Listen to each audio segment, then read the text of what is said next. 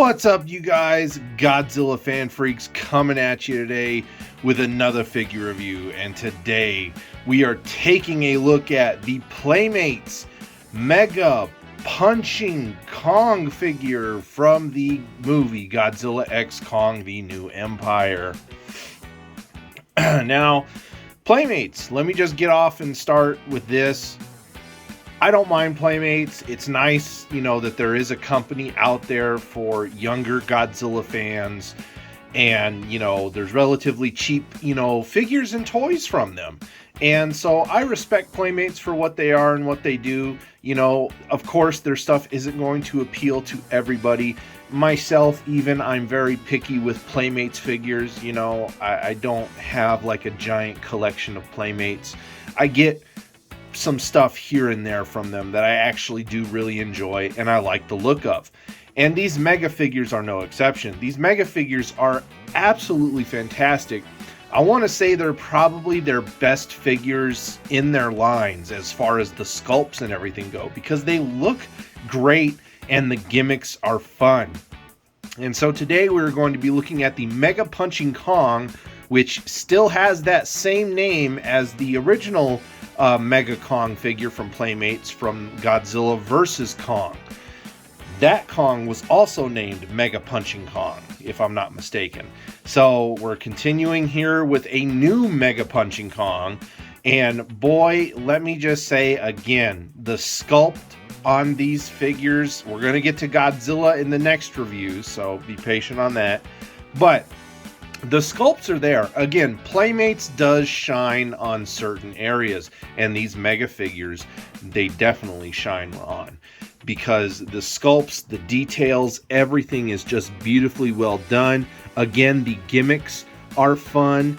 Kong here has light up eyes and a few different sounds for roars and everything. And then of course you get his, body twisting action, which, can fling this arm upwards, and that's where you get your Mega Punching Kong into play. Now again, Playmates, I respect them for what they do for the younger Godzilla fans, because I'm not gonna lie, if I was a kid, I would absolutely love these things.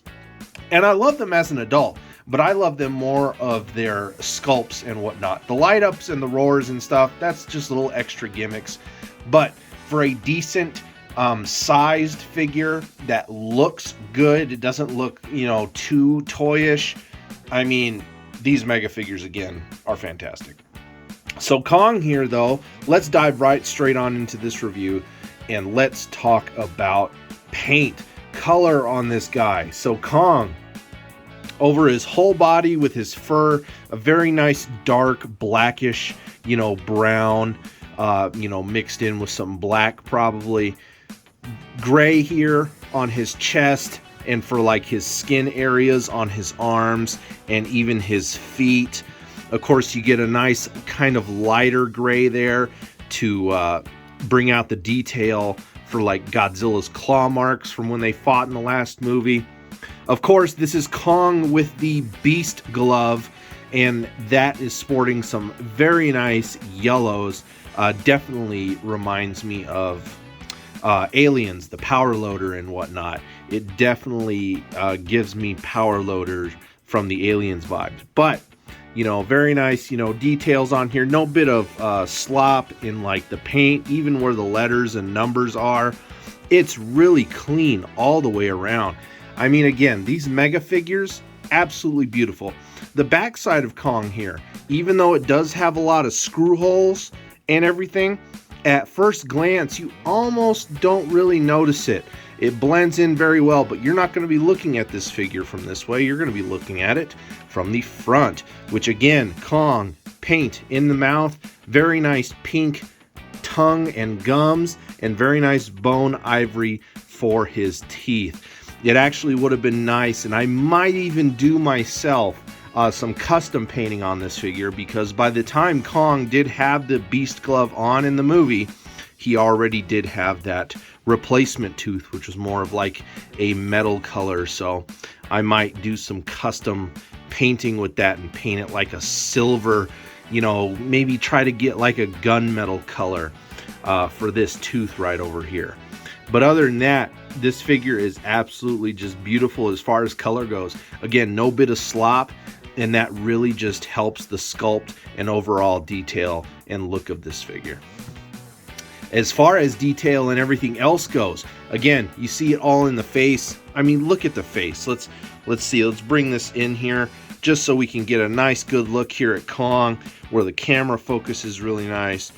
Just all the detail in the fur and the hair around the face, and you know, all the lines in his face, the nose, the eyes, just a beautifully well sculpted Kong face. I mean, again, Playmates just knocking it out of the park with the sculpt. Again, detail on the chest, on top of all that muscle tone that Kong's got going on. He's got the battle scars from when he fought Godzilla in the last movie.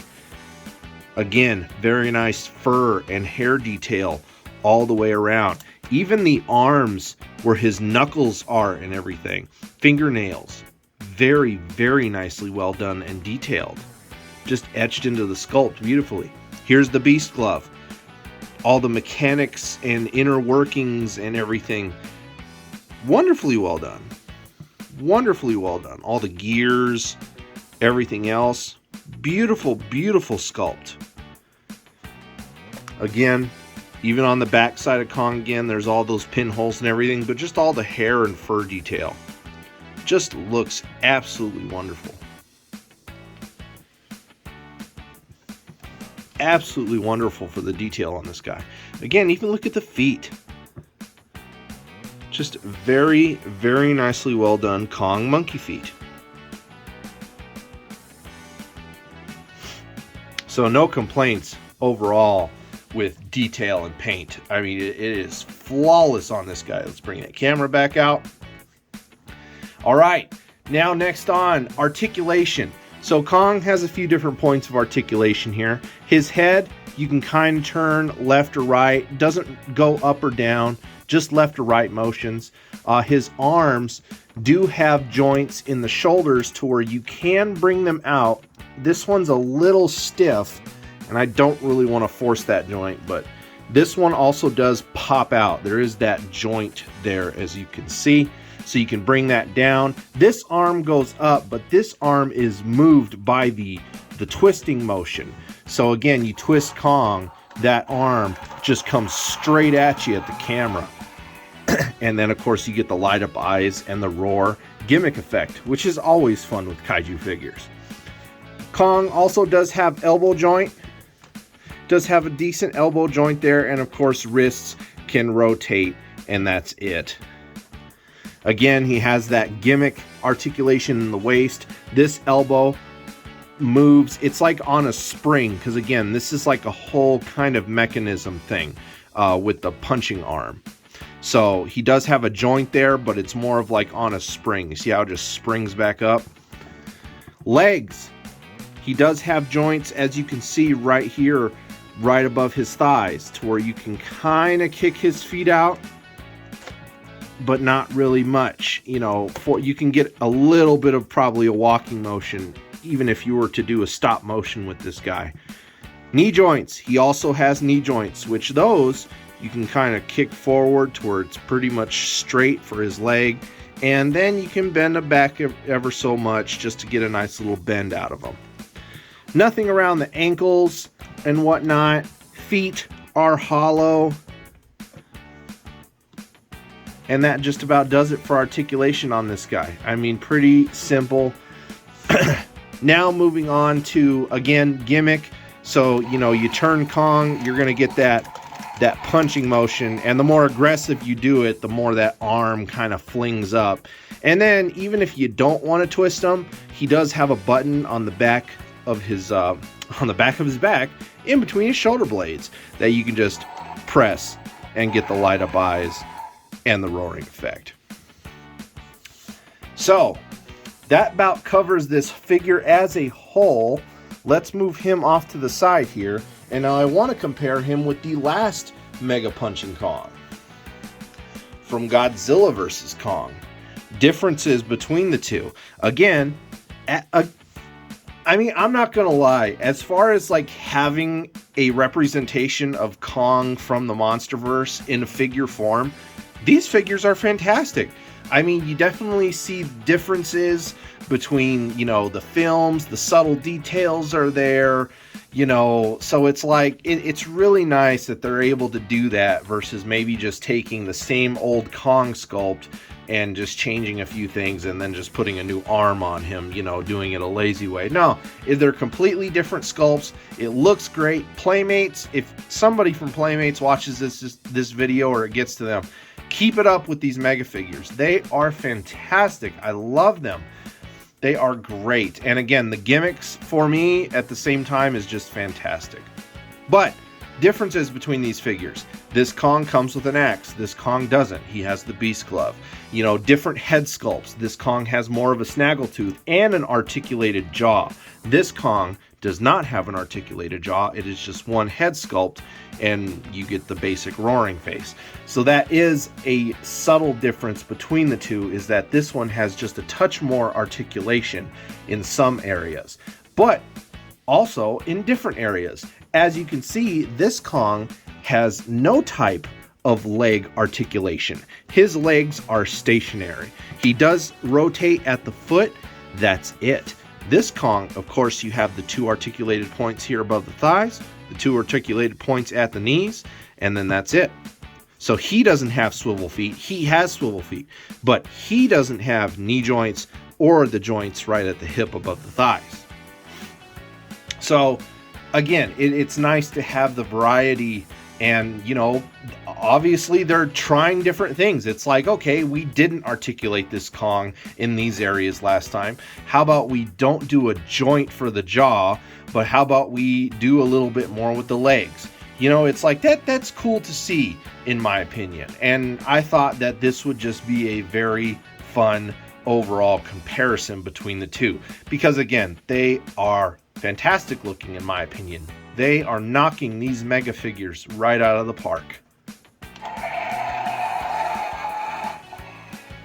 And there we go. We got them both to roar. All right, everybody. That just about does it for this video. I think that wraps and sums everything up perfectly. Again, you kind of see what scale you're going to be looking at as well. He is a very much bigger figure. I didn't think to pull off any other smaller type figures, but let's just say like a Bandai, your average 6-inch Bandai, is probably going to come into like the waist area.